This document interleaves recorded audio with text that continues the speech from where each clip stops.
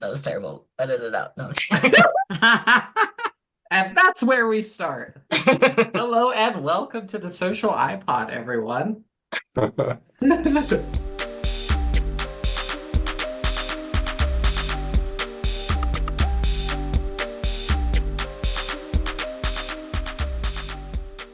And so then I was like on the ground and I was just like screaming. I was like, ah! I have theories. And I'm like, is that like first date goals?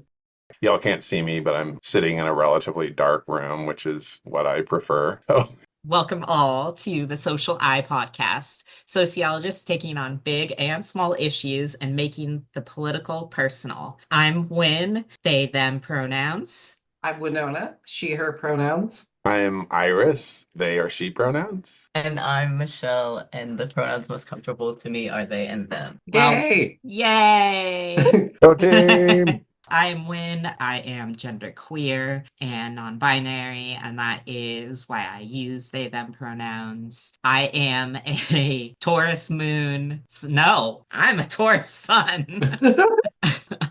A Leo moon and a Sagittarius rising. And I often find that memes related to my signs do pretty regularly fit my personality, even though I have some skepticism. I'm really glad you said that because it's such a wonderful segue. Because I have been skeptical of my signs for most of the time I've been aware of them. I am a Sun Aries, and then I had to pull up CoStar just now because it doesn't matter how many times I've read this like dozens of times that I still can't remember my moon or rising, which tells you the extent to which they resonate with me. But it's a moon Libra and a rising Sagittarius, which I guess makes sense when people explain their read on that to me, but then I can't help but feel like they're just like filling in the blanks with what they already know about me. But like the Aries thing feels real after a very long road to it. I feel like I had to grow into being a ram that had butted my way through things. That's not something that came naturally as a kid.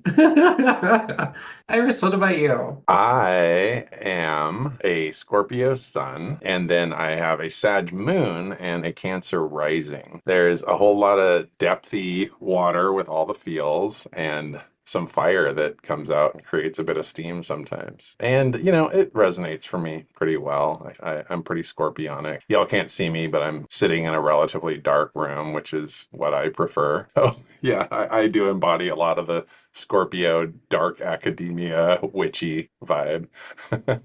Like, So relate to that too. The sun just came out today after snowing for the last 2 days, and the blinds went shut immediately. Yes. I'm the opposite. The sun gives me life, and I need it. I'm living in Ohio right now, and it's like one of the worst places for seasonal affective disorder, and it slaps.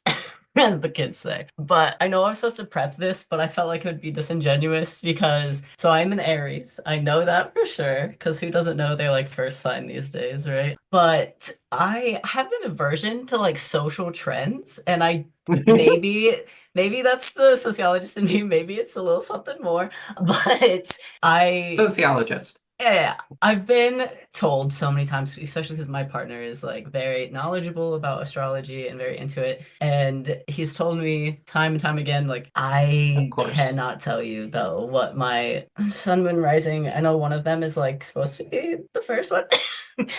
Because I have that skepticism when y'all were talking. I was like, I'm not gonna be too far off what y'all think. But yeah, no, it's just when I was younger, I was just like flippantly like, oh yeah, whatever. But more so like actually trying to give good thought to it. I find it interesting as like a science. My sister bought me an astrology book because I'm curious about it, but the way that I first engaged with it and like mostly interacted with it was like on social media and these things that seemed like they could be applied to anyone, and it just very much so seemed like pseudoscientific a lot and just people using it for whatever they wanted to use it. So it didn't feel like it actually had a lot of meaning. I'm very like meaning driven. So I just personally haven't given it too much of my brain yet, but I am curious what, astrology is all about. But I'm curious about the science of it. And then it And I would be feel interesting sociologically, to connect that to then how it plays out in the social world. I feel very similarly. And not me in the back of my head being like, well, this is so very Aries of us to not know the other signs. I have theories because there's something to the time of year that you're born, and then people people that are born around that same time are going to be spending, the first months of their life indoors or outdoors, or times of the year that we're more or less likely to be around other people. And then generationally too, your generation then has all of these factors. So are we feeling some sort of gravitational pull from the alignment of the stars and planets? Or is it that these are, what is the word? Correlational, but not causational? Because here's the thing. So I said I'm a Taurus sun. I love being in bed. I love being comfy to like a really strong degree. I do think that I have a pretty stable personality. I don't think I'm stubborn, but people close to me have said otherwise.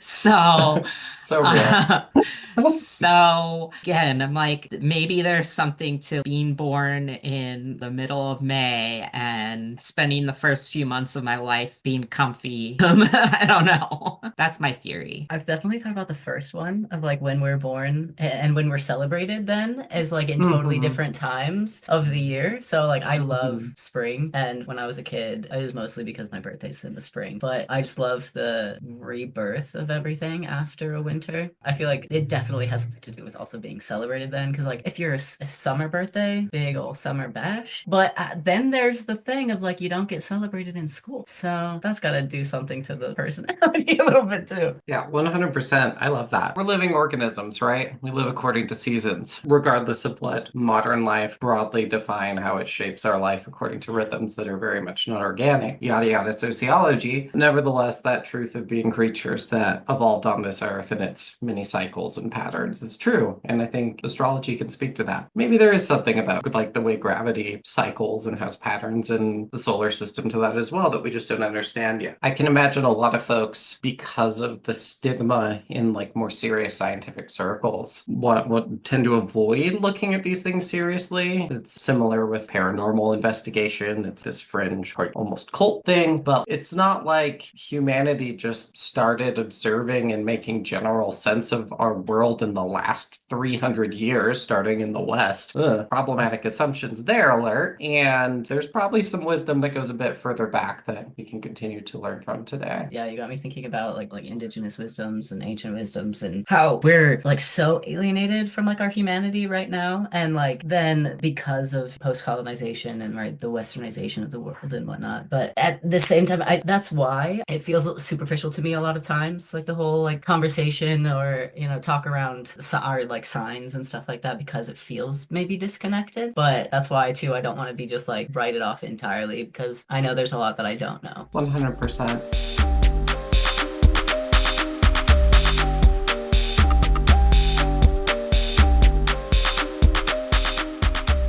We are all sociologists. That is how we all know each other. What?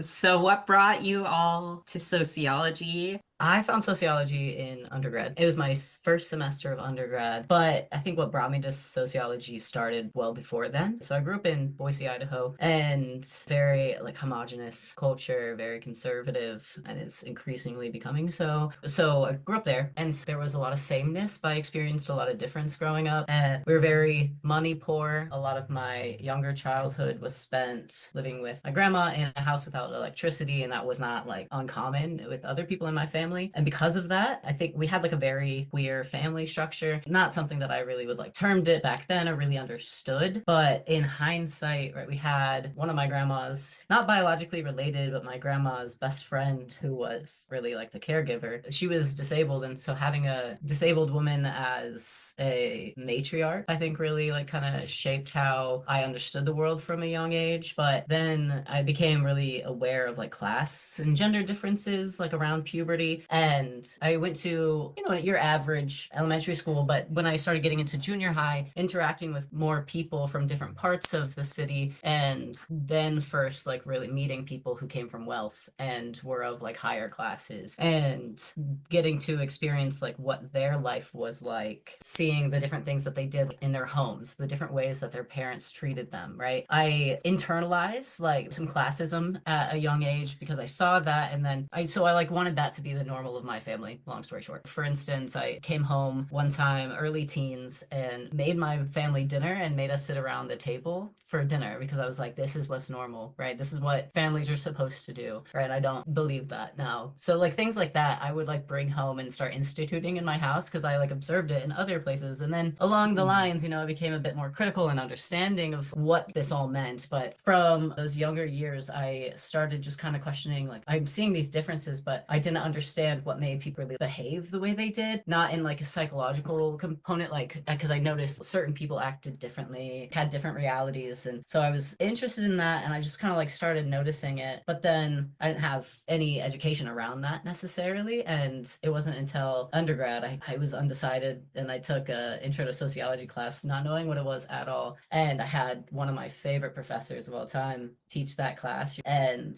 it just made sense from like day one, the way that she was talking about the world and like these different things, you know, how it's organized and how socialization is a thing. And we learn different things depending on our upbringing. And I was like, yeah, this is it. And I was like, this is what's got my interest the most. And I pursued that throughout. And then fortunate to find McNair and got into grad school for it. And here we are. Amazing. So this is Iris here, y'all. And I grew up, as it turns out, somewhere that is culturally and somewhat geographically in proximity to what Michelle described, only a much smaller town. So really tiny town. We were essentially in poverty. We were the family that people would come and drop boxes off on the doorstep and things like that. Wrong side of the tracks, so to speak, just all that kind of stuff. And large family and part of a cult, essentially. A very large, well-known cult, but that's what it was for sure. And so I'm a little bit older than the rest of the crew here. And so I didn't have access to anything that gave me the vocabulary, the concepts, or anything, not only to talk about being queer and trans and things like that, but to even self-conceptualize, let alone self-actualize those things. So all I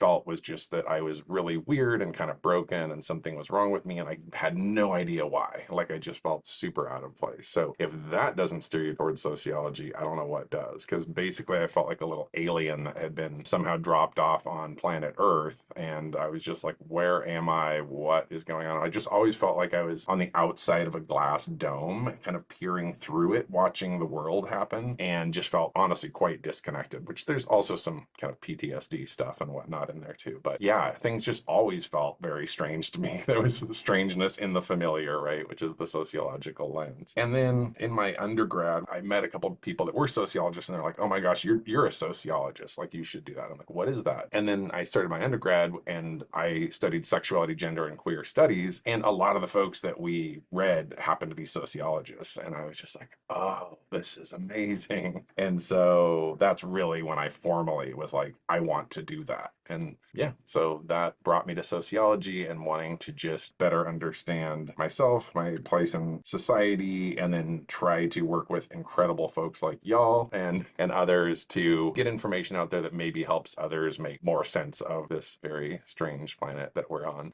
So yeah, that's it. There's a lot in both of what you just said that resonates with me. And so, like, I'm trans, I'm a trans woman. This is a very trans podcast, FYI, if you, the listener, couldn't get a sense of that already. So, yay be warned, and yay be very welcome. I think to be trans, to be inherently at the core of oneself, outside of the system, regardless of where you're brought up, but especially when you're brought up in somewhere that's very politically reactionary or like culturally does not have a place for who you are, so to say. There's kind of an intuition for me that came with that I think is often a common experience among friends and loved ones. For me, famously made an analogy through the Matrix movies as a trans allegory. With dysphoria, there's this sense that everything's kind of wrong and you don't fit in it and take the pill, and then you get to see the world for as it is and find a place in it that is one of resistance, rebellion, and hopefully revolutionary. That's something that's long resonated with me, and it's a big part of why I'm here. I also grew up in a similar area. I grew up in the suburbs of Salt Lake City, farming town turned suburb, settled by the Mormons, a place that was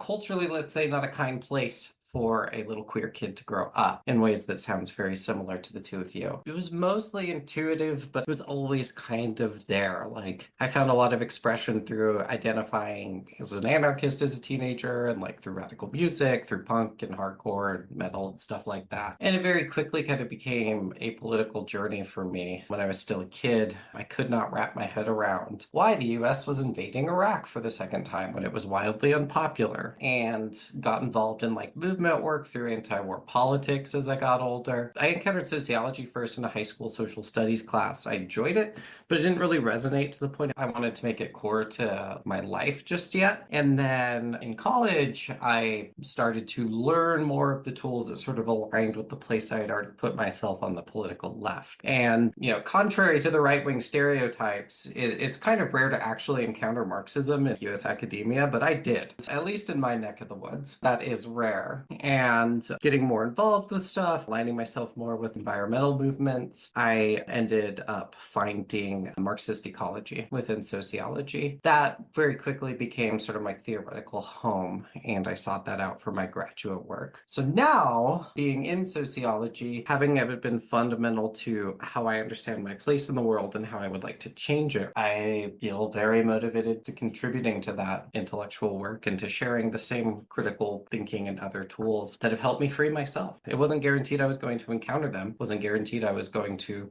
actively take part towards liberation in all senses of that. And I am very motivated by sharing it. So well put. I love that you noted like all of us are trans. We also, if it's not obvious, don't actually know each other that well. We are getting to know each other through this podcast. And that is kind of beautiful because there's part of each of your stories that I'm like, oh, I have that. It's kind of lovely. I grew up in sort of a weird lower working class, like part of my childhood was in poverty, and then part of my childhood was kind of stable.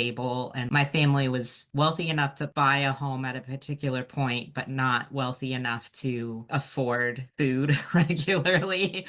There was just different things that happened. So like I definitely had like that like class consciousness really early on. And my school, there was a handful of really poor students and it was really obvious. And then some really rich students and a lot of middle class. Again, like something that was really obvious to me and made me feel like a bit of an outsider. Also grew up in a cult-like religion, and the message at church was always, you are an outsider. And then at a certain point, being assigned female at birth, there was a lot of things that were unattainable for me at that church, things that I felt were unfair to be unattainable. So I just started to get sort of a gender feminist consciousness in my high school years, and then started to get a work consciousness. I lived in a smallish town that was predominantly white, and we had like a minor tech industry. And so like I had a paid internship after school in high school. So like I had this like privilege, but I started to see again like all these assumptions about like my capacity and what work should look like. So I started to have these like experiences, and then I took a sociology class in my community college, and I was like, oh my God, this is it. This explains it. And I want to say I actually got a C in that class.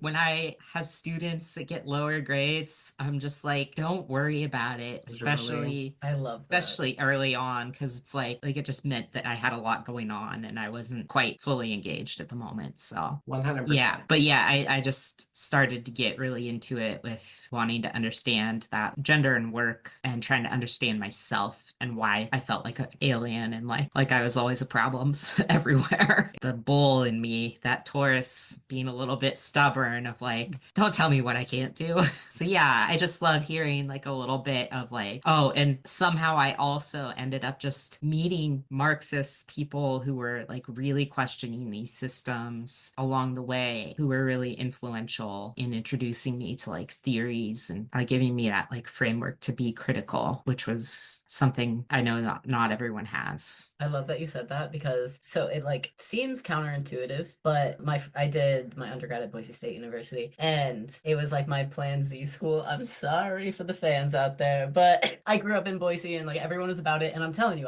had this aversion to social trends since I was like young. we were really poor, and I was like, I want to get out of Idaho so bad.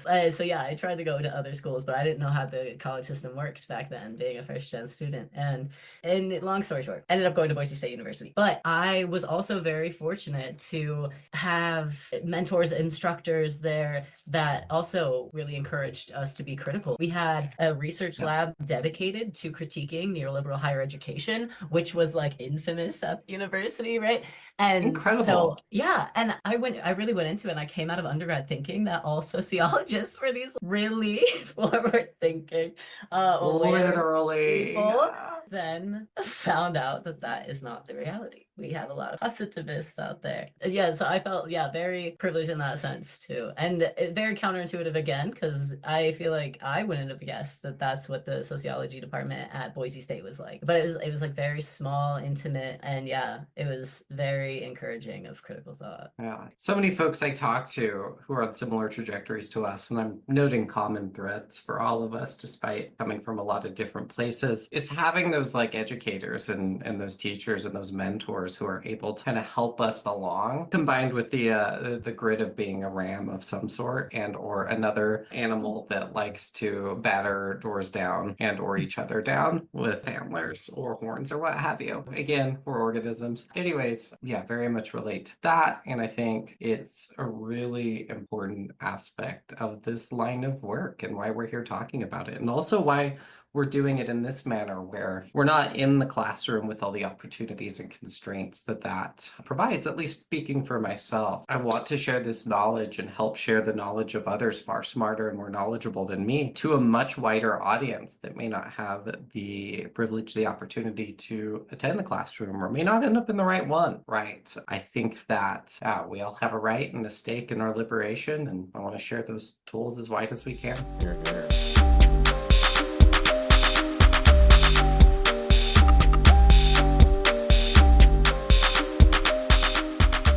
That makes me think of my own critical consciousness was really fired up when I read Paulo Freire's Pedagogy of the Oppressed. And that was within the context of thinking about teaching and thinking about learning and education through dialogue. And that is part of why I'm really pleased that there's 4 of us here. We can actually have a full-on dialogue between multiple people with these different life experiences, but some similar threads so that we can have common ground by learning from each other. That's how I approach my teaching too. It's exhausting, but so worth it.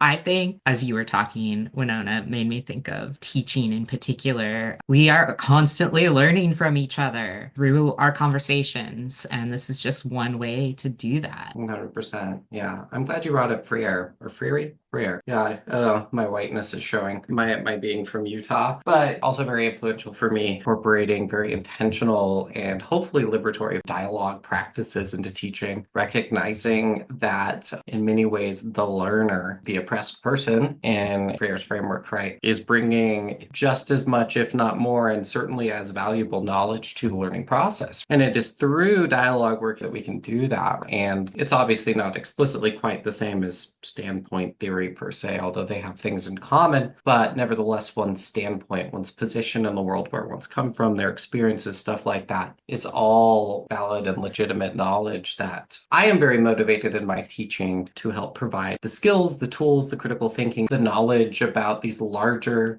systemic processes, structures, forces in society to make sense of it in a way that is empowering. This is maybe my fault that the conversation got steered so much toward teaching, but that is the number one reason I'm in the game. I love the research work I get to do, what I get to contribute to with a lot of humility, but that's definitely a number 2 priority for me. Yeah, I want to share what was shared with me. I'd say in terms of my own teaching practices, number 1, in addition to Freire, is probably Vygotsky's notion of the zone of proximal development, the ZPD, which is something that lives in child psychology and developmental psychology, actually, I want to say a lot. Not my wheelhouse class, but fundamentally boils out to getting a sense of where someone is and helping them take the next steps on their growth journey, however relevant to teaching, right? That zone of proximal development is in between where one is and where one wants to go in terms of their education, and given where they're at, how far can we move someone along, and myself in kind. And so I try to teach in a manner that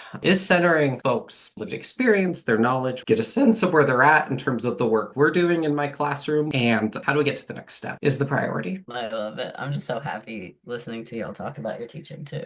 I'm so excited to read Pedagogy of the Oppressed. It's literally in my book bag, but I haven't cracked it open yet. And I'm so excited, even more now that y'all were talking, but it's really interesting how the notes I took on my approach to teaching, it seems to be close in line with that. And that's probably because I grew up knowing certain oppressions. And like what I wrote down is like my teaching is very like, I try to make it as non-hierarchical as possible, centering students' experiences as valuable data, if you will, having them apply these teachings of sociology to what they've actually experienced, because that's what's going to stick with them, especially if teaching an intro class where you know that majority of the students aren't going to be sociology majors. You just want to at least get them to think a little bit more critically and become a little bit more aware beyond your classroom. And then beyond that, just being very interactive and very conversational. Like even when I quote unquote lecture, it's not a straight up lecture because that's just not my style. But when I do, it's very much so like, let me get your input at every step of the way, because I know that I don't know everything. And I think it's really good to admit that to students too. And when you don't know something, to like use your resources to figure it out, because that's what they've got to do. But I really love the idea too that you bring up, Winona, of the zone of proximal development, and I wrote it down. And thinking, yeah, like meeting people where they are, essentially, right? Which Yep. is something Yep. that's so important. And so like I like to implement sometimes like these informal questionnaires at the beginning of classes to just see like what do you know about sociology, or like if it's gender class, like what does gender mean to you, and then like revisiting it at the end of the class and be like, okay, now what are your thoughts and ideas around this, and seeing that growth is really cool. Yeah, and then just trying to be as personal as possible, personal when getting to know students, because I know for me that that was so valuable. I mean, in my teaching philosophy, I talk about like seeing the unseen, which is like a kind of almost like a double entendre, sociologically speaking. But I was a student who went like largely unnoticed throughout the majority of my schooling until that English teacher in like my junior year. You know how it goes for queer kids often. So for a long time, I mean, I was like pretty decent at school, and so I continued because it was almost expected of me because that's like I was good at it. I wasn't like a star necessarily, but I think largely because like I was not noticed by a lot of my teachers. I was able to just kind of like fly under the radar for whatever reasons, and so trying to see all of my students for who they are, or at least like who they're showing me they are, and trying to make them feel special in the classroom and in the academy, and pointing out as often as possible that the academy university is here in America. It's not set up for you to thrive. It is not. Nope. And so like, how can I help you thrive in this system that's not set up for you to do so, especially if you're a multiply marginalized student? Just letting them know like I see them and I'm a real human, and like I'm very informal, I think, because of my upbringing. So I let them decide what they're gonna call me, but it's never Mix Fretwell or anything like that. It's just like, call me Michelle, unless you're not comfortable with that and you want to call me something else. Teach is one I really like, but I love y'all's perspective. And Iris, I'm excited to hear about your teaching. Thank you, y'all.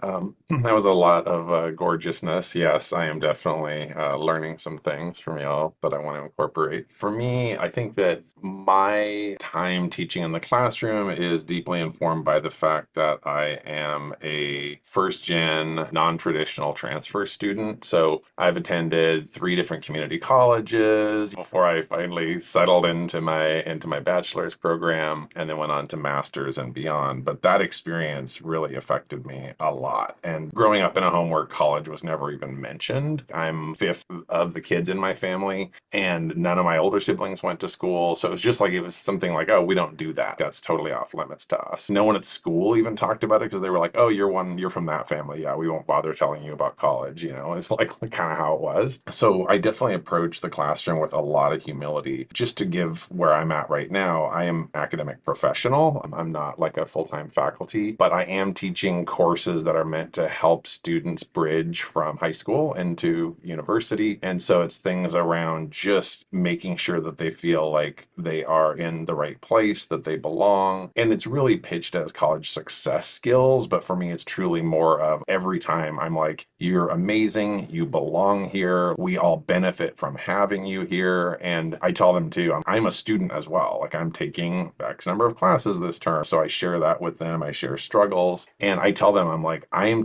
learning from you, and we're all learning from each other. So like, let's show up for each other. And like, I go in with my plan for the day, but if they're all in the zone of connecting with each other and making friendships or talking about the concepts that we're studying or the podcast we listened to or the video we watched or whatever, I stop looking at the clock and I'm like, I'm just going to let this go. Because if they can feel like they are grounded on this campus and in this community and are starting to make social connections, but also intellectual connections, to me, that's the best thing we can do. So I just try to focus on the welcoming and belonging, the genuine, not like the PR and marketing concept of that a lot of universities engage in, but like truly, you belong here. You earned it. And also all the resources here. So many students, you do college, like I use Photoshop, which is where like they engage with about 5% of what's available.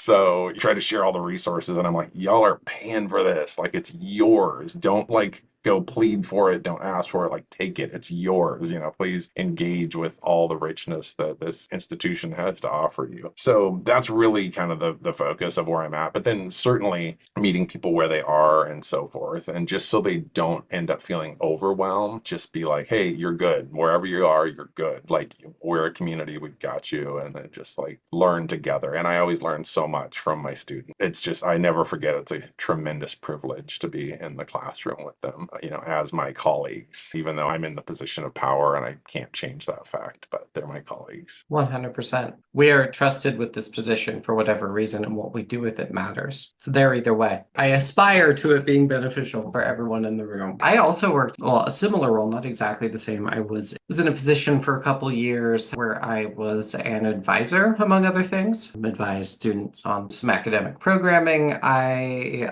was the administrator over, and that was the best part of the job. Easy. Being able to work with students on a one-on-one basis is something that I miss quite a bit now, working as a graduate instructor. I actually, as you all were talking, there was a couple of things that stood out to me. We all try to listen to our students, and our own personal experiences inform our desire to make our classrooms like really successful. That is also part of what has really benefited me with teaching and has allowed me to adapt. I don't know how many of you have all been teaching over the last 4 to 5 years with students who were high schoolers when the pandemic happened. There's just been this shift in student needs. So it's that thing of having that personal experience, but my personal experience just tells me that that people need somebody to care about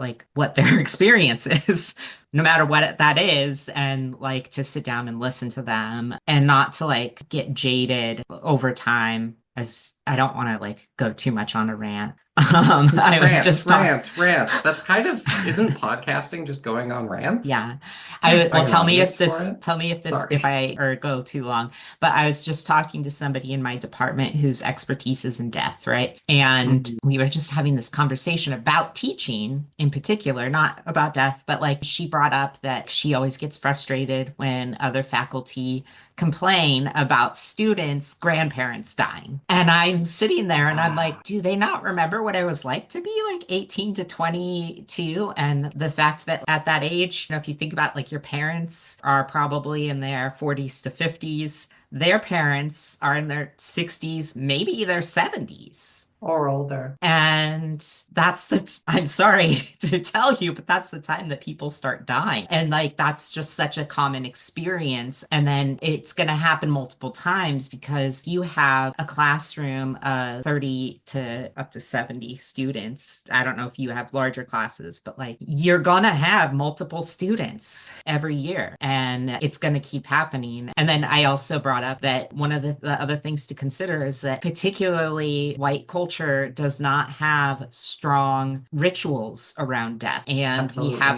we have this expectation that you handle grief privately and it shouldn't affect your schoolwork, especially grandparents. But different cultures, which we have a much more diverse student body across the board, different cultures have different family rituals around death. And so for students who are not white, they may have a stronger sense of responsibility to their family to go and go through the grieving rituals. And even for our white students, there are a lot of folks who want to try to reclaim the ability to grieve. So these like different assumptions. So I just work really hard to trust students to believe their stories. Who knows how many of students have lied to me, but I personally don't think I've had a lot of students who are being dishonest because I actually give them grace when they're honest. Yes, that's what I was gonna Right. say. Yeah, if you're not Yep. if you're not punitive with them, there is no reason for them to lie about that, right? I have the problem where students will try to over justify their and not in a way that they're lying, but they like want to show me like doctor's notes and all of this stuff, and it's like, Right. look, Right. like at the college, especially we're dealing with like college age folks, like you're an adult and you're learning, how to be in this world. And like, right, you're gonna have days where you just like can't come in, you can't show up, that's okay, right? And just encouraging my students to be real about that and being real myself. Right. And so they think that like pride myself on being able to like cultivate good rapport with my students and like that mutual trust. And so, yeah, if like students aren't going to go to the extreme of lying about a family member dying, if you aren't going to punish them for having to miss class. Ultimately, it's their education, it's their learning. And if you encourage that learning, they're gonna want to show up. They're not gonna have to Yep. go to that extreme measure. It's amazing how much just like relationship building is central to all of this and just being real as human beings. Again, in institutions that tend to talk a big game, that is a PR game. The academic version of we're a family here. And I feel like as someone as queer who's also a sociologist, I'm like, bet, all right, let's practice this like chosen family as best we can, given the institutional constraints. I almost want to dedicate like an entire episode to talking about teaching and pedagogy and all that. We should. 100. Yeah, absolutely.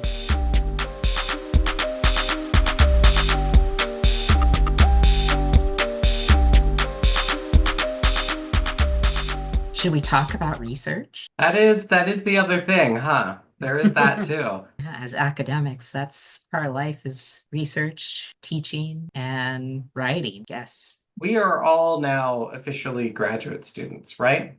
Yeah. Yeah. So not only is it fundamental to the work generally, but that's like such a huge part of the PhD experience is like learning the craft, as my advisor puts it. And it is learning a craft, right? Having to like publish in order to be competitive on the job market and have a shot, right? I can dive in. Well, I just figured I'd go because I have a feeling mine might be a little atypical from maybe y'all's experience, but then we're learning that we all have a lot of diverse experiences. So for me, like I think I mentioned that, in undergrad, I studied sexuality, gender, and queer studies. I just had some incredible instructors. And so I actually did some really deep research at that time on the early modern European witch hunts. I tied it to the transatlantic slave trade and genocide and land theft in the Americas and the overlap in the players involved in all three of those horrors, as well as kind of the things that were at play there, right? Like patriarchy, Christofascism, / religious zealotry, certainly racism, in the case of some of those. And of course there was ageism, ableism, all that kind of stuff. So a lot of that came into play. So that was really interesting to do that. It was like a 1.5 year long project. And then in my master's, I actually focused more on the theory and practice of how adults learn. So so it wasn't strictly sociologically focused. So when y'all are talking about pedagogy and teaching and whatnot, it was a lot of that. So that was super cool. So, I didn't do any deep research per se. I did around alternative learning assessment methods was kind of my primary project for that. And that was fascinating. And, right now I'm primarily focused on the sociology of higher education and again on making it accessible and on learning assessments such as formative assessment and whatnot, because I'm involved at our institution with learning assessment quite deeply, including working with our students who are registered with our Disability Resource Center. And I just see how so many of the ways that we assess student learning is not great for anybody at all. And of course, it's especially bad for students with various disabilities and other life experiences and whatnot. So yeah, that's kind of an area for me, is sociology of higher ed and alternative forms of learning assessment that are more around assessment for learning rather than high stakes assessment of learning, so that your assessment of learning is in the flow and part of helping students learn, so that it's not this terrifying high stakes situation, but more this just kind of in the flow of how they learn. Very cool. I think that's all I'd say there about that. Yeah. Can we do an episode on you talking about that? Because I want to learn everything you know and find out about that. Absolutely.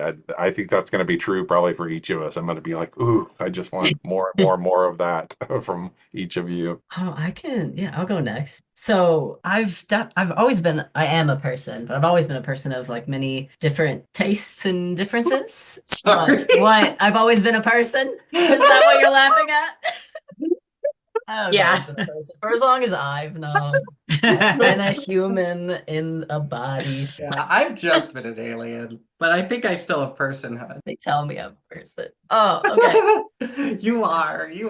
One of many different tastes and differences, interests is what I meant to write down there. But I haven't said this yet, but I'm non-binary. And so I feel like that honestly is in my orientation to the world. Like I remember like having to choose, and it still happens every time, like having to choose what I'm going to research here and there. It's like I have so many interests. How the hell am I supposed to choose one? What? But I've had to here and there. And so my first like independent research project right after the one on like neoliberal higher education for an undergrad, my McNair research was on like criminalization. I grew up so having many family members, if not like most of them, interact with the criminal justice and the carceral system, rather criminal punishment system. And so I was interested more so in like the social aspect of criminalization, like what does that do to the criminalized, right? And I found out, this will be so quick, but I found out through the literature that it was like the most successful people who have been incarcerated are those who go into higher education. And so I was like, interesting. So these are supposed to be our most successful people who have been, right, our most successful, quote unquote, in our society, right? So they're able to like better job attainment, better this and this. And so I was interested. I was like, okay, so I'll use this as like who I'm going essentially to study, who are going to be my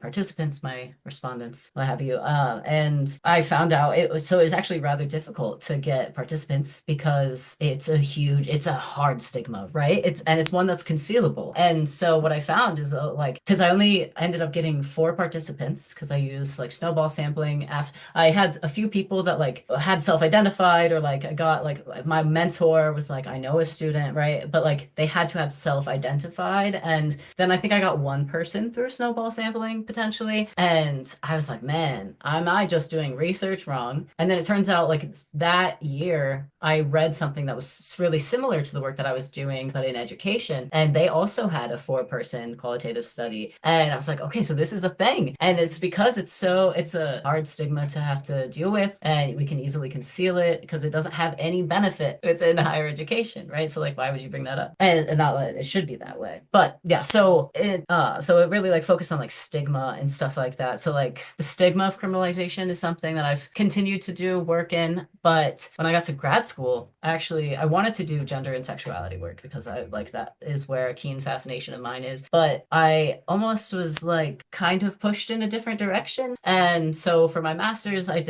kind of went back to the criminalization stuff, but also focused on whiteness a little bit and media. And so like how like media influences our ideas about criminalness.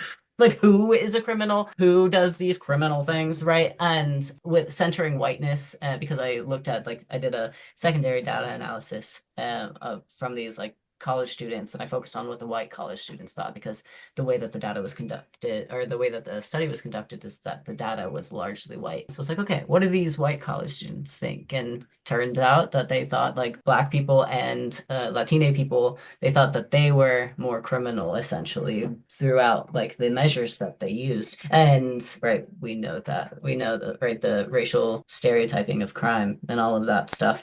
And so yeah, that's where a lot of my big interest was. But then I did an entire 180 for my comps and now my dissertation. And I study gender broadly, particularly gender as a social structure, but also more specifically like the non-binary experience of gender. And so I set forth with my dissertation to study. It was really like an exploratory descriptive study, because there's not a lot of sociological research on non-binary people, and not a lot of research, especially that considers overlapping systems of oppression, like racialization and ability, or ableism rather, and all that. So doing like an intersectional queer study of the non-binary experience. And it was also in a way using visuals, having participants, we did an interview, then they submitted photos and captions based on like a prompt. And then we did follow-up interviews where I got to do photo elicitation, like, what does this mean to you? What was it like to create the photo? And right, how does it make you feel? All of that good stuff. And really incredible experience to do that, because at the same time, I'm like going on my own gender journey,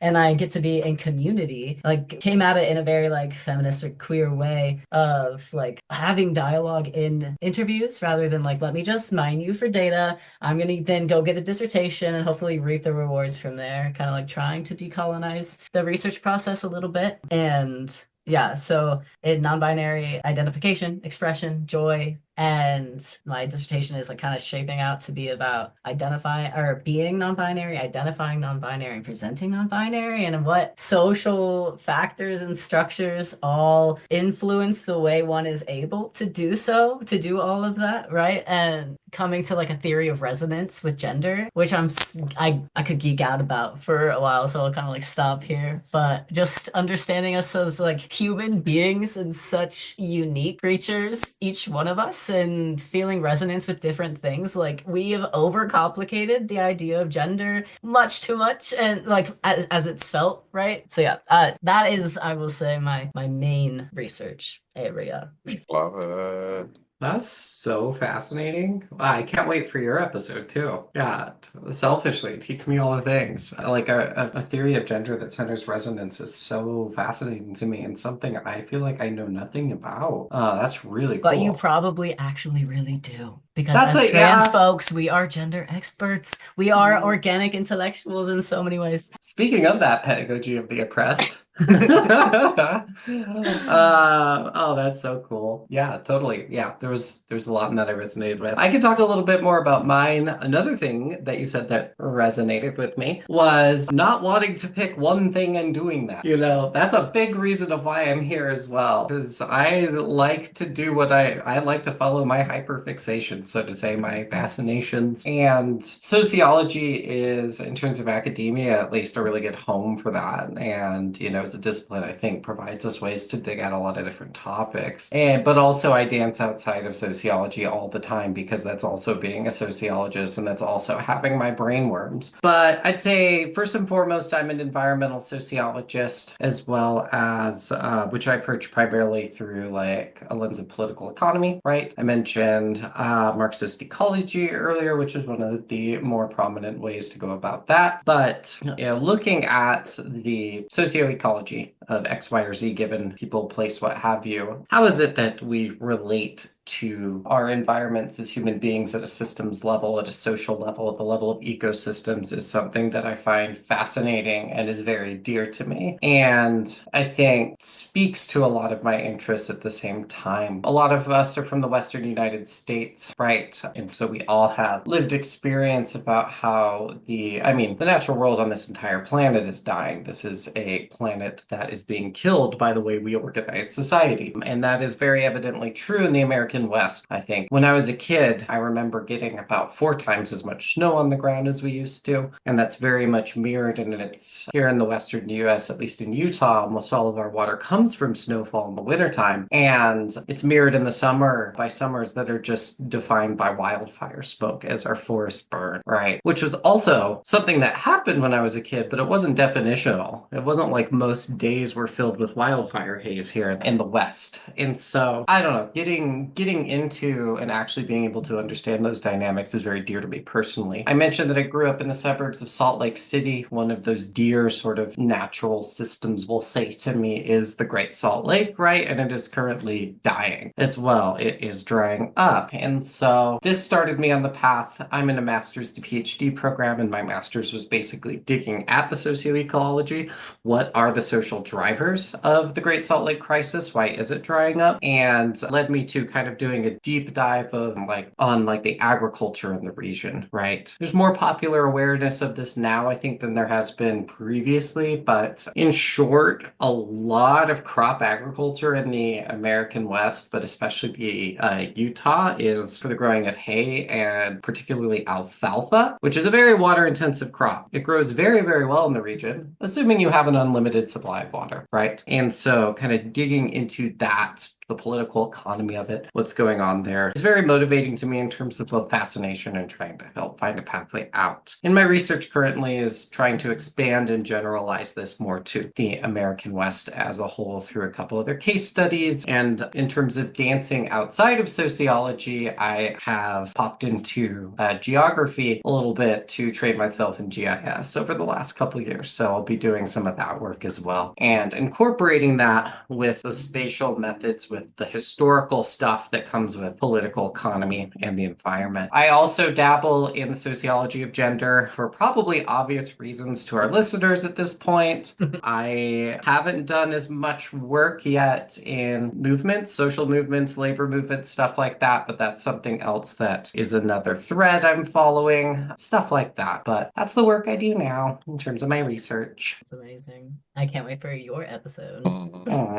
Yes. Oh my God, same both and for myself and my journey. My undergrad honors thesis was a content analysis on the Phoenix and Invisible Woman from Marvel and gender representation changing over time. And then my master's, I interviewed 11 young women of color who identified as nerds, and thinking about like how nerd identity is typically thought of as very white and very masculine. And the exceptions for feminine portrayals are the thin white young woman with purple hair. So, we talked about like different media representation that was like important or powerful, and what it meant to be a nerd, what it meant to them to have these like racialized identities. And I wish that I had been able to like continue that, and maybe someday I will. Like the little nugget that I started to see was that it seemed like the women who I talked to that lived in urban settings or grew up in urban settings that had a lot of women of color to look up to, that media representation was important, but not as important as for the women of color that lived in more predominantly white, right? That for them, having that media representation was more powerful. Like it was just like more important to them. So that was like my master's thesis. I started off wanting to do my dissertation on like gender in the workplace, but switched into looking at gender and our legal control of gender through identity documents. So I interviewed non-binary people about the, like at the time, brand new, like their gender option. And, that has evolved so quickly. And I captured these interviews prior to Trump's second election. And there was like this little bit of like hope and, thinking about like identity and place and a desire to make change. So I ended up interviewing mostly white participants, and a lot of them were very aware of race issues and really wanted to use their like white privilege to challenge like gender norms. And so like talking about all of those like intersections, so I feel like there's a lot of connections with some of y'all's research, particularly yours, Michelle.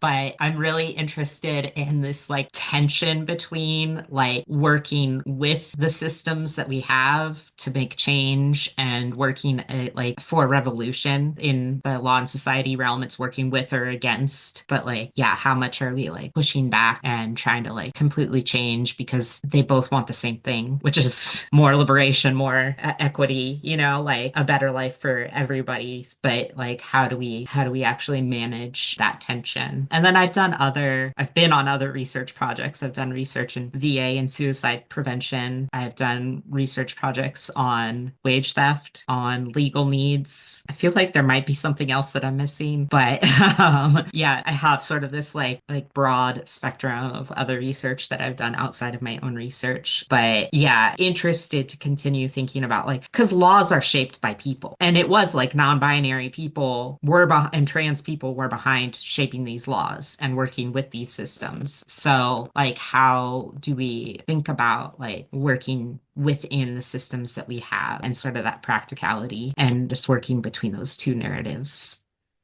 I just I did a co-class with one of my colleagues who's incredible, and she does a lot of stuff around disability and disability justice. And there was this legal article that she found, and we had our students read it, but it was about incarcerated trans people using the ADA to get their care while in prison. And the question, right, they was raising the questions of like, is that something that they should be doing? Why not? Right. And ultimately, it was like, it is a viable option for these individuals. And that is like, they have to work within that system. Right.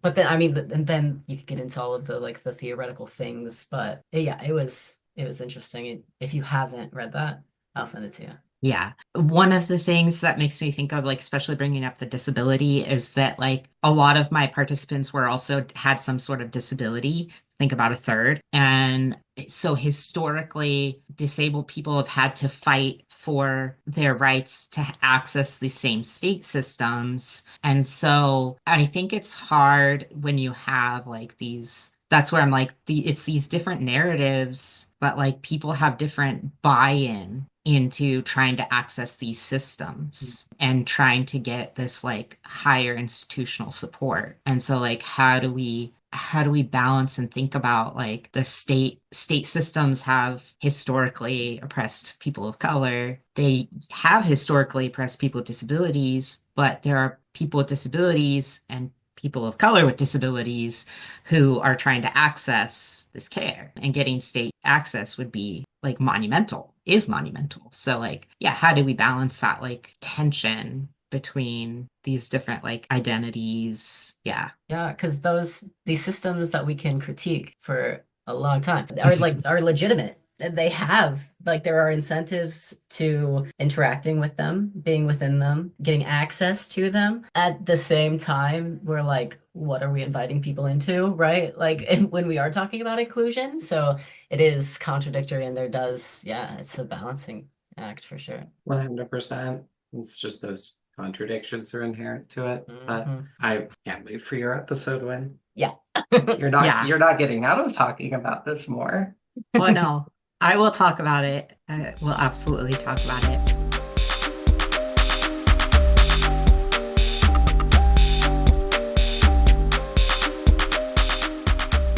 Yeah, personal lore. And we started to hear Michelle's story a couple weeks ago and made you stop telling us. Oh my gosh, right. Yes, finally. We The needed long the awaited, all fresh. needed. Yeah, we wanted fresh reactions. So live reactions. So Michelle, you have to start us. Okay. Listener, Well, you can't see it, but Iris is losing it on the Zoom feed right now. And I think it's important that they know that. you're gonna have to wait just a moment longer, because there's another point of lore that if you know me at all, like it is something that defined my personhood from a young age. So I am but a wee lad. I am 5'2 3/4" with the testosterone. They say it makes you grow a little bit. So now I'm claiming 5'3". But I thought that I was going to be much taller my entire life because my pediatrician, when I was like 4, I don't know if y'all experienced this, but mine was like he guessed how tall I was going to be, his like estimate. He did that for my sister too. Wrong for both, but I was supposed to be 6'2". And so for my little brain, I internalized that and I got a Wait, wait, complex. wait, Michelle, you're not 6'2"? You have such 6'2" energy on the screen right now. Your aura is like 6'8". Yeah. That's so real. No, because I so I'm just like, wow, this person must just like passively be very good at basketball. oh my God. No, it's funny because I like joked about having a tall person personality for a long time because I internalized it and I hit my growth spurt and stopped in 7th grade and am in this form now. But I thought, and for no reason, I was like maybe I was like 21, 22 inches as a kid, like when I was born. So I was like, maybe that no. And no one in my family is tall. Except for my brother, whose mom has a twin brother who's like super tall. Other than that, my dad's 5'8", my mom's like 5'6", like very average. And then I came below average, but whatever. So short king over here. But no, I internalized that and it's often an icebreaker or a drunken story that I'll tell people because I think it's so ridiculous. But I, for so long, and I'm notoriously bad at judging height, so here will be a good segue into the lore that y'all have been long anticipating. But so I've I've played rugby for over a decade, and one of my teammates, I don't know what we were talking. I think it was just like in casual conversation, but I like was said something about like, oh yeah, like I'm as tall as her.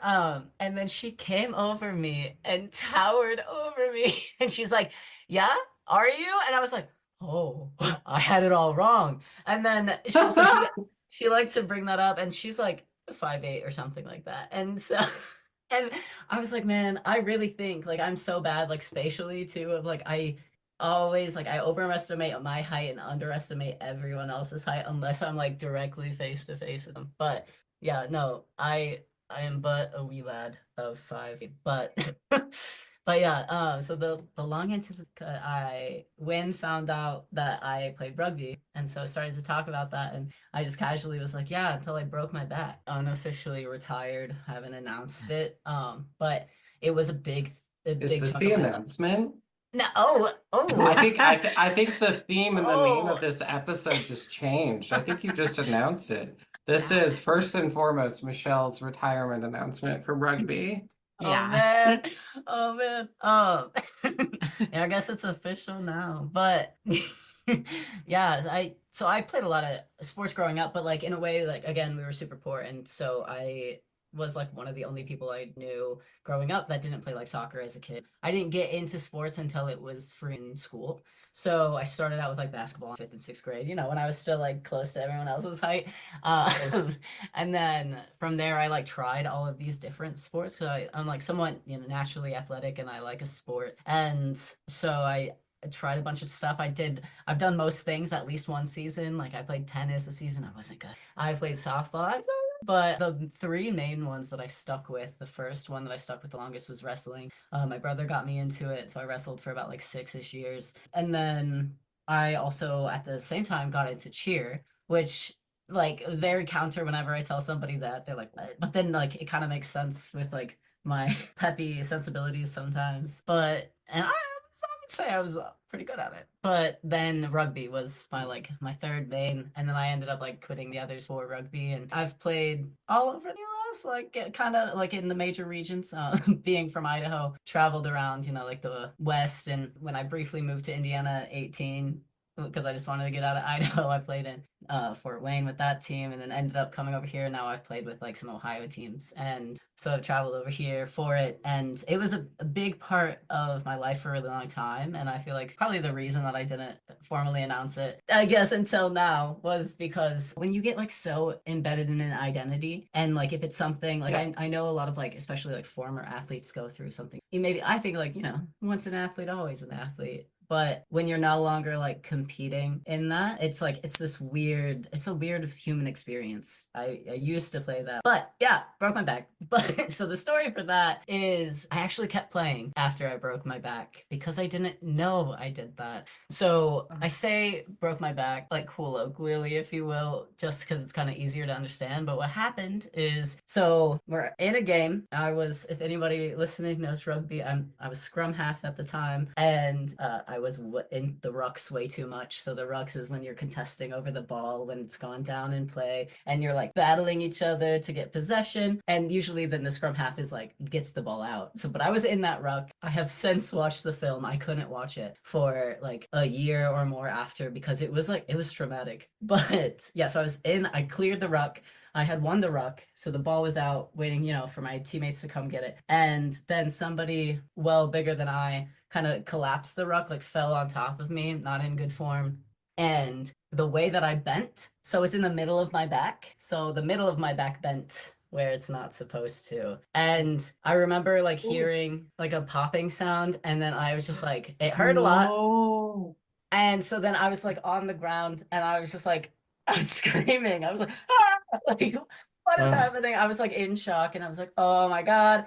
So in rugby, the game keeps playing even when people are hurt a lot of times. And so it's not until like the ref like calls it that play stops. And so eventually play stopped, everyone came over and I explained like what happened and I was like, this isn't good. And I got ambulanced off the field for my very first time in 10 years. And yeah, it was wild. It was a scary experience. But then I went to the ER and got x-rays and whatnot, and they misdiagnosed it as a back sprain. So just the muscles. So I got like lidocaine and some, like medicine, and they were like, do some PT. I was in the very next game. Yeah. Are Yeah. you kidding? No, I was playing in the very next game because I thought it was just I thought it was just my muscles. So I was like, okay. So I did my PT. I was feeling okay. So I played the rest of that season, another season, and then it wasn't until like I think the summer following that I started to lift heavy again at the gym in off season. I think it was like a squat day. Like my back was like on fire, and I was like telling my coach about it, and he was like, "Oh, yeah, you maybe like have a slip disc or something." And he doesn't have that accent, but and so I went to his chiropractor and got another x-ray, and turns out that they misdiagnosed it, and he was like, often when these injuries happen, the fluids in your body will like rush to it to heal it.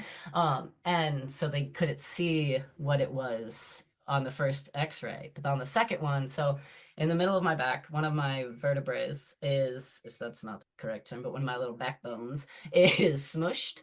So it's a compression fracture on either side. So instead of looking like kind of like a square, it has two crescent moons kind of carved out of both because it just like got squished by the discs on either side. And so there's nothing really like they can do about it. Like I've had lots of chiropractor work, but I haven't done it in a while, so could use more. But when I first went in there, because it was like a long time, I was like, didn't realize what was actually wrong with it. And I kept playing. So I probably made it worse. But the first adjustment I got, he went in and he like was like, oh yes, like right where it was. He was like, yeah, do you feel this right here? It's like pushing on a brick. And it should not be that hard. Like it was entirely immobilized. And so my lower back had started to like overcompensate. Back pain is a familiar thing in my life now. And there were numerous like other reasons. And it just like things just came to a head. And I was like, you know what? I think it's my time to not play anymore. But yeah, here we are. That was fantastic lore. Thank you so much for sharing that with us. Yeah, and I hadn't. I'm glad you're okay, relatively Thank you. speaking. My most major injury. And after over 10 years, not to say like I wish I hadn't been injured in that way, but I had also like with 10 years of rugby, like I could have been hurt much more. So that goes to say like I had some good coaches teaching me how to like tackle and get tackled properly and all of that. But actually it was within my last few seasons, I broke my nose twice. And at one point I also like tore my shoulder, but yeah, it was a wild ending. I really like just crashed and burned out of that. So yeah, I don't know, retirement seems reasonable, perhaps, maybe just a little bit. Yeah, I think I just kind of like flirted with the idea, and then my gym coach, I said something. I was like, maybe I should retire, like, and he was like, yeah, you should. Your back is broken. And I was like, okay, yeah, you're right. Yeah, I need to live this life and be able to use my back and any capacity that I can.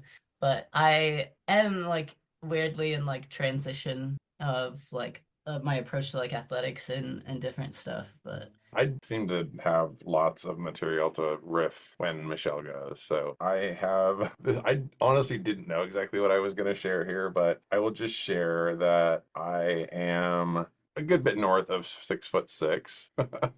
where I was supposed to be.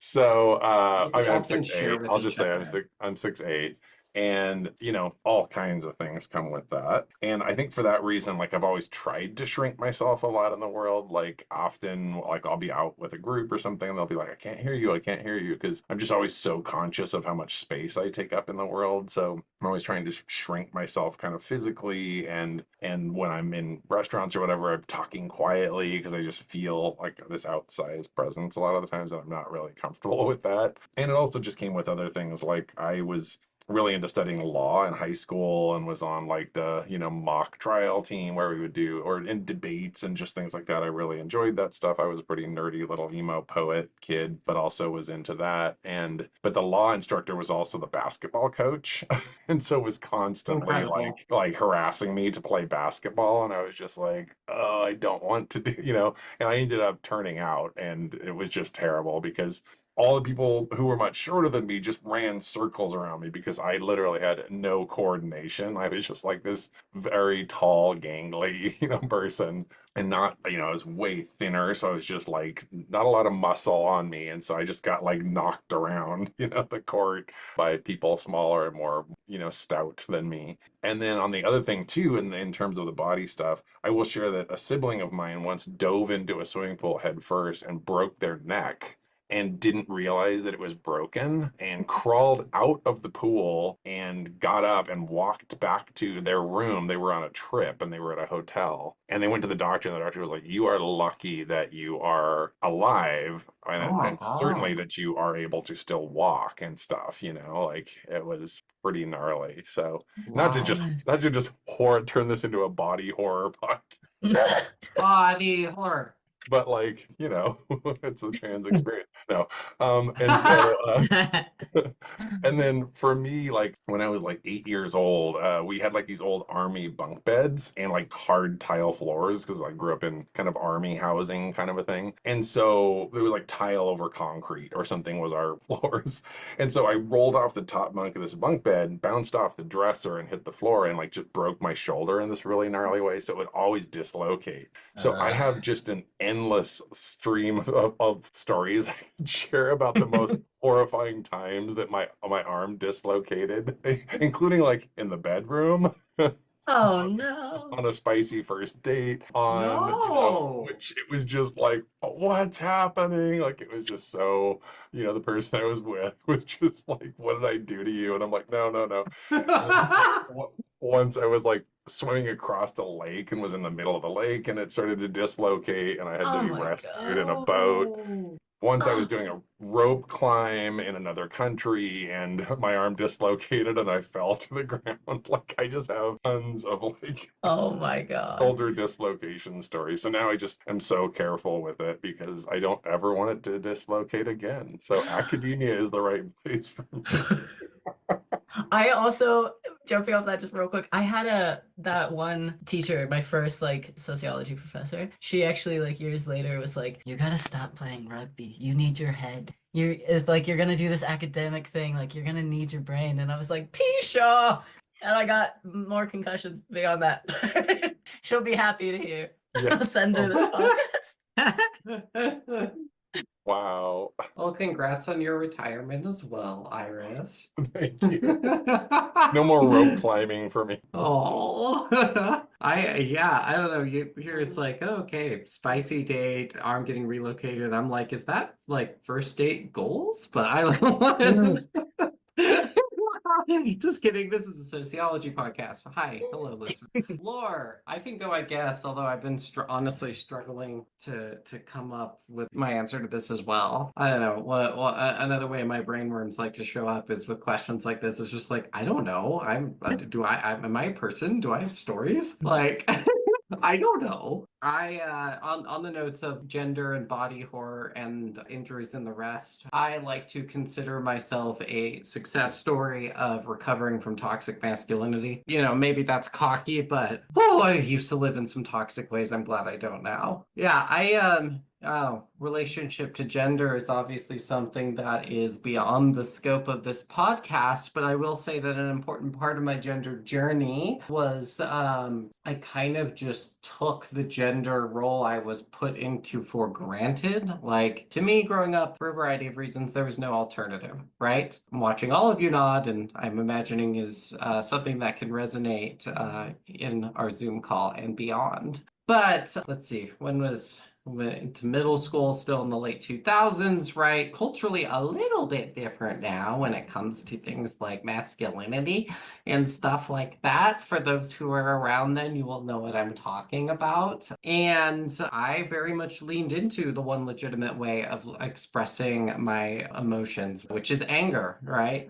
In lots of ways. And it's funny being on here with some athletes because I am so not athletic. To me, like organized sports was something that was kind of like forced on me by my parents and by school and by the rest. And I find it so boring. I like cannot, because I can't get intellectual like stimulation out of most sports. Although that's not true too, because I tried climbing and that's like really like in your head. And like, I don't know, I didn't stick with that either. I don't know. This is a me thing for sure. But, you know, I did not have like that an outlet for my rage in that way. And so I mentioned that like a lot of the ways I got into like politics that's critical of the world and therefore a worldview, and then a social science that can be, you know, was like punk and hardcore metal music and stuff like that. So I was very much one of those kids in middle school and high school and so on where like going to shows was my entire personality. And a big part of how I expressed this toxic masculinity was being a little pit warrior. Before I turned 20 years old, let me list the amount of injuries that I have acquired. Growing up in Utah, the Salt Lake City scene was very violent. Still is, but it's not to a lesser extent. But infamous if you're into that kind of music, or famous, depending on how you feel about that. But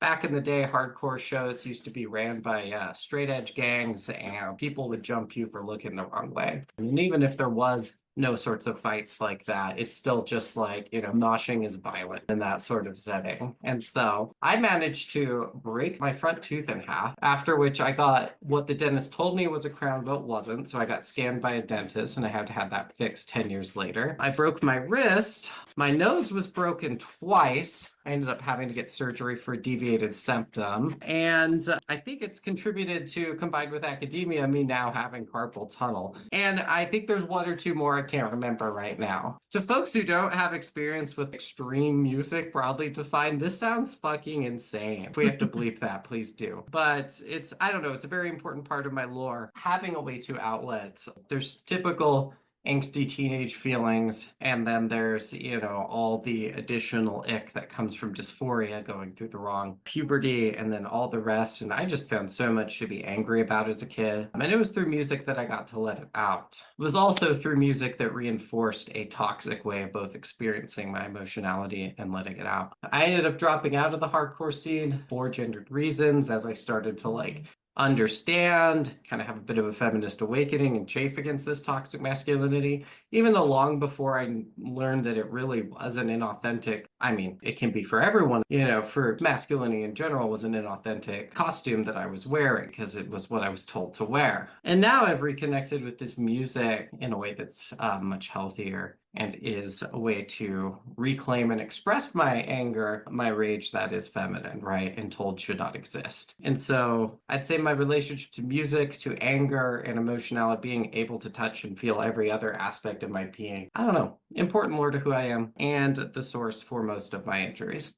Can I just say that if we ever, as a side project to this amazing podcast, decide to start a band, that our name be Deviated Septum?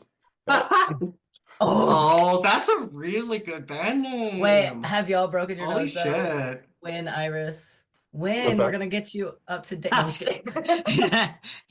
You're gonna We're we're gonna gonna go coordinate.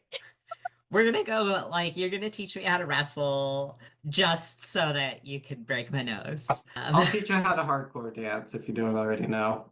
I, like, such a non-athletic kid, was so wiry and uncoordinated and really wanted to be athletic, but like didn't have the support or knowledge or skill. It's just time. You just gotta, and I just didn't, I'd rather go and like read a book and imagine things. So like I lived in my imagination as a child, so that was more my speed, and it continues to be, I suppose. I haven't had any major injuries. I was going to say like sex is sociological, and speaking of like, yeah, I did injure my shoulder a couple of weeks ago on a first, not a first date. It was second or third date, but yeah, so that same experience. Didn't dislocate, but just injured. Yeah, need to remember to stretch beforehand. Oh my gosh.